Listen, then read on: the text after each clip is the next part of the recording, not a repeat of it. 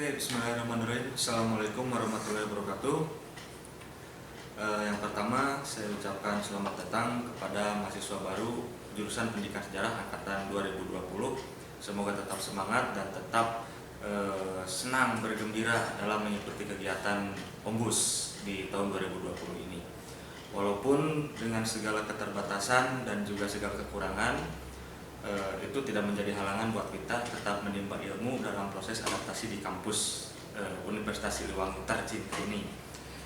Di sini saya akan sedikit memberikan gambaran, memberikan paparan mengenai implementasi Merdeka Belajar. Apalagi dalam konteks kekinian, Merdeka Belajar itu sangat booming sekali pada saat ini. Mungkin bagi adik-adik mahasiswa tingkat sekarang atau mahasiswa tahun 2020 ini menjadi sesuatu hal yang baru. Apakah itu dalam tanda petik menjadi bahan uji coba ataukah memang bisa langsung dilaksanakan? Karena konsep Merdeka Belajar ini adalah konsep yang baru, yang fresh, digagas oleh Bapak Menteri kita, di mana di sana Merdeka Belajar ini memberikan sebuah kebebasan dan otonomi belajar kepada lembaga pendidikan atau dalam hal ini kampus, dan merdeka dari birokratisasi. Jadi dosen pun dibebaskan dari hal-hal yang berbelit, tapi nanti dosen ditekankan untuk mampu berinovasi, mampu membuat hal-hal yang baru, meng-create sesuatu yang baru agar pembelajaran ini lebih efektif namun meaningful, gitu, jadi lebih bermakna gitu. Dan juga di sini mahasiswa diberikan kebebasan untuk memilih bidang yang mereka sukai.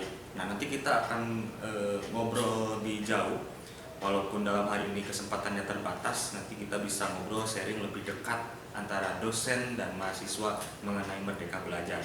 Karena mau tidak mau, suka tidak suka, Merdeka Belajar ini akan mempunyai efek yang plus minus, positif negatif gitu. Satu diantaranya, nanti adik-adik mahasiswa ini akan memilih beberapa mata kuliah atau beberapa kompetensi keahlian di luar jurusan, bahkan di luar universitas. Tapi kita lihat aja nanti seperti apa kurikulum yang disahkan nanti. Oke, itu untuk pengantarnya mengenai Merdeka Belajar.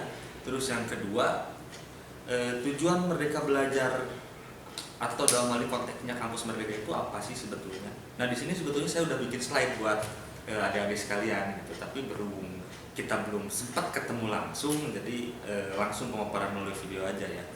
Nah, di sini tujuan Merdeka Belajar yaitu untuk mendorong proses pembelajaran di perguruan tinggi yang semakin otonom dan fleksibel, seperti yang telah tadi saya sampaikan gitu. Jadi adanya sebuah kolaborasi, adanya sebuah hal yang fresh yang dilakukan dosen dalam proses pembelajaran. Pun sebaliknya, hal yang diterima oleh mahasiswa itu dicerna dengan hal-hal yang lebih inovatif gitu. Dalam hal ini nanti ada erat kaitannya dengan era disrupsi. Nah, itu yang sering kita dengar, era disrupsi itu seperti apa sih gitu.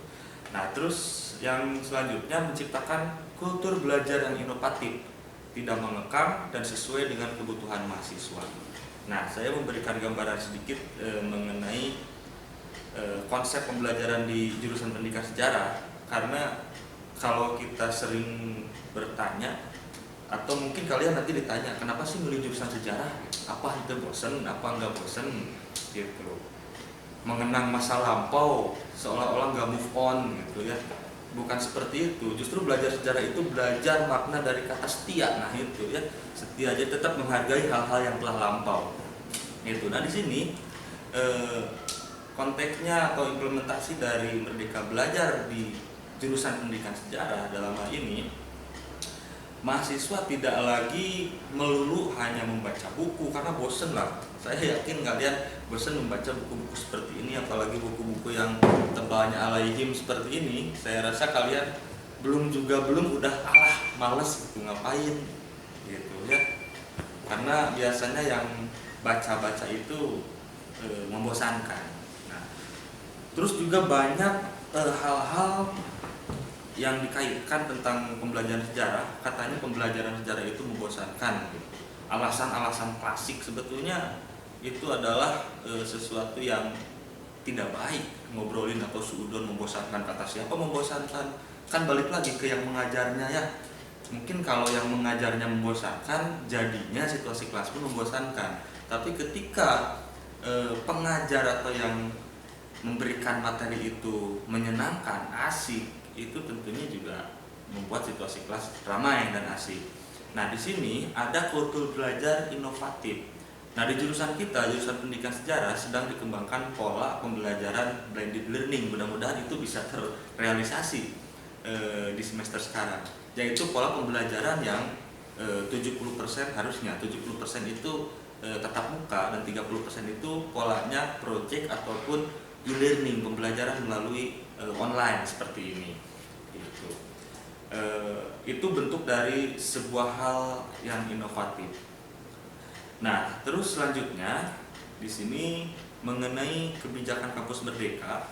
Jadi yang berkaitan dengan, kalau ini nggak perlu lah untuk pendirian prodi baru, terus reakreditasi otomatis itu nggak perlu, terus kebebasan bagi perguruan tinggi tentang layanan umum itu kita skip. Nah, kita konteksnya ke hal yang keempat, karena ada 4 hal yang menaungi kampus merdeka ini, seperti tadi lah tentang pendirian prodi baru, program studi baru, tentang reakreditasi, terus tentang perguruan tinggi dengan badan layanan umum, dan yang terakhir mengenai hak mengambil mata kuliah di luar prodi dan perubahan SKS. Nah, ini yang sebetulnya jadi polemik dan sebetulnya masih dirancang kurikulumnya masih dirancang.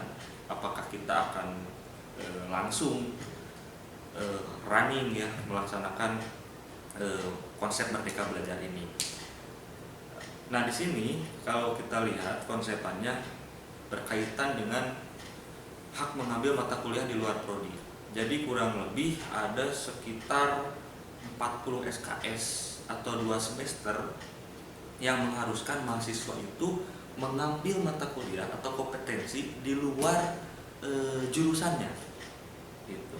Katakanlah mahasiswa sejarah nanti di semester kesekian umpamanya itu boleh mengambil mata kuliah yang memang mendukung tentang kesejarahan. Katakanlah bisa ngambil ilmu multimedia di jurusan informatika, katakanlah seperti itu ya, ini hanya contoh saja. Multimedia di jurusan informatika, kalian boleh ngambil mata kuliah itu, kalian nanti berkuliah 1 semester di sana. Nah, outputnya seperti apa agar mata pelajaran atau pembelajaran sejarah itu tidak monoton, nanti bisa dikombin. Apa yang kita dapat dari jurusan pendidikan sejarah itu bisa dikombin dengan ilmu-ilmu lain yang berasal dari informatika, katakanlah seperti tadi. Gitu. Outputnya seperti apa? Nanti bisa kita membuat sebuah animasi tentang kesejarahan, gitu. Atau kita bisa membuat pola-pola virtual pembelajaran, karena kita kan sekarang sedang dituntut untuk berkembang, khususnya dalam pendidikan itu berkembang di model pembelajaran. Dalam hal ini pemanfaatan teknologi itu sangat tinggi. Nah, kenapa hal itu diberlakukan? Ini adalah bentuk penanggulangan atau pencegahan mengcounter era disrupsi. Nah, ada disrupsi itu apa? Jadi kalau secara simpel itu era disrupsi itu perubahan fenomena perubahan yang memang terjadi, yang dulunya offline katakanlah sekarang online gitu.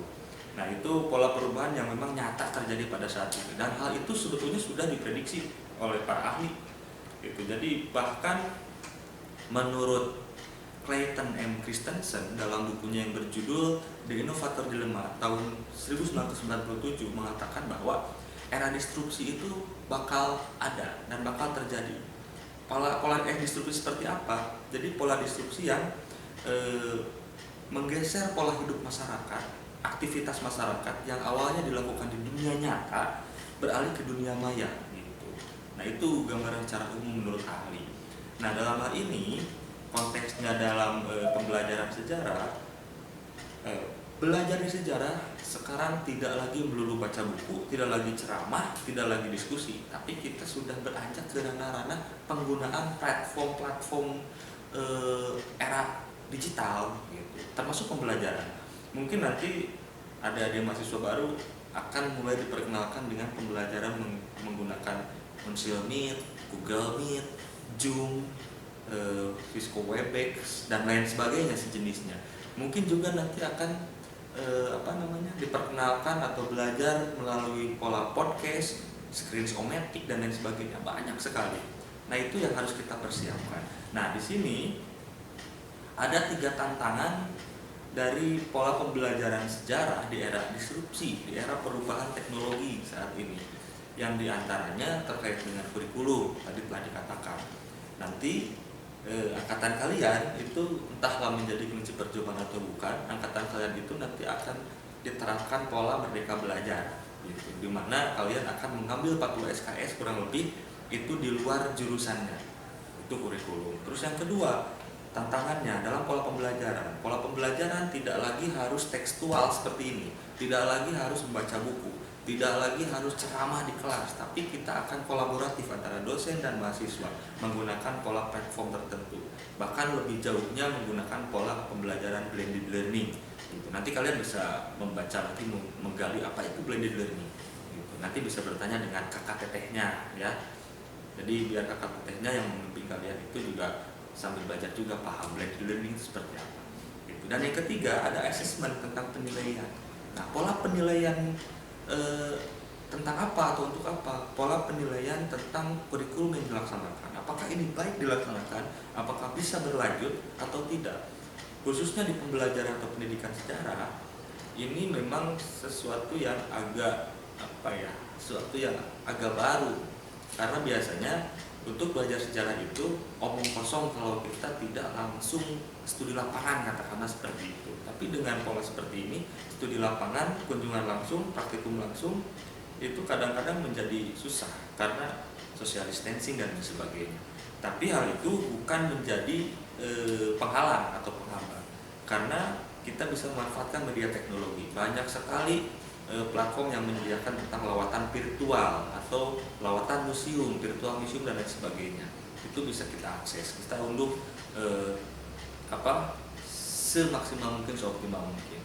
Nah, di sini ada tips-tips agar kita siap menghadapi perubahan. Yang pertama, peningkatan kualitas SDM. Saya percaya generasi milenial saat ini seperti kalian ini secara kualitas, secara pengetahuan itu tentu lebih maju dibandingkan saya yang era kolonial, beda dengan era milenial kan tentunya seperti itu. Terus yang kedua, selain peningkatan kualitas SDM, ada upaya melakukan inovasi. Inovasi sudah dan sedang dilaksanakan, yaitu pola pembelajaran yang unik baru menggunakan platform-platform media sosial atau online. Nah, terus yang ketiga, adopsi teknologi digital. Kita sekarang sedang belajar mengadopsi atau bahasa kerennya AKB ya. AKB, adaptasi kebiasaan baru, atau era new normal ini kita sedang mengadopsi era new normal dalam hal teknologi diantaranya yang kaitannya nanti untuk mengakses pembelajaran yang berlangsung. Terus yang terakhir tentang bersiap menghadapi perubahan. Mau tidak mau, siap tidak siap, kita harus siap dan mampu menghadapi perubahan yang terjadi. Dan ini adalah tipologi manusia yang berpendidikan, karena manusia sejatinya adalah makhluk yang paling bisa survive, paling bisa bertahan dan paling bisa beradaptasi dengan cepat. Nah, maka dari itu saya mengharapkan kepada mahasiswa-mahasiswa baru di jurusan pendidikan sejarah ini, semoga dengan diberlakukannya atau diimplementasikannya kampus Merdeka ini atau Merdeka Belajar ini justru memotivasi adik-adik semua dalam belajar, berkemauan untuk menimba ilmu. Karena dimulai saat ini, dimulai generasi kalian, kita akan menghadapi era yang baru, era disrupsi, era teknologi, di mana itulah era generasi kalian. Kalian dipersiapkan untuk menuju Indonesia Emas di tahun 2045. Oke, mungkin itu yang bisa saya sampaikan sebagai awalan pertemuan kita. Kedepannya kita akan tetap bertemu, baik itu di jurusan ataupun di ruang kelas, ruang pembelajaran. Semoga tetap semangat. Sekali lagi juga tetap jaga kesehatan. Sampai bertemu nanti di lain kesempatan. Akhirul kalam. Wassalamualaikum warahmatullahi wabarakatuh. Historia.